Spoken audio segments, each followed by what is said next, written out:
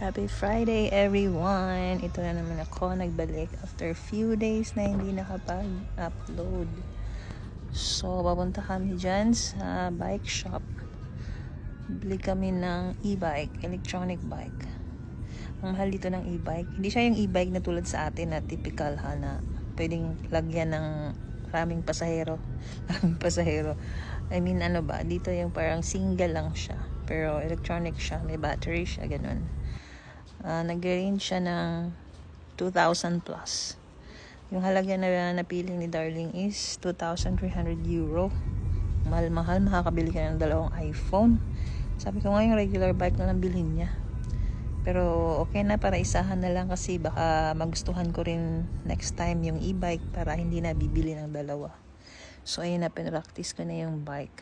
Buti naman nung bata ako na nag-aaral ako paano mag-bike. Hilig ko mag-bike ng bata. Kaya ayan, hanggang ngayon alam ko pa paano mag-bike, mag-balance. Pinractice muna bago mag-decide para hindi lugi, hindi magsisi, di ba? So, comfortable naman. Ayun, enjoy naman. So, yan ang napili namin. Ayun na, nagbabayad na. Sure. Pogi ba?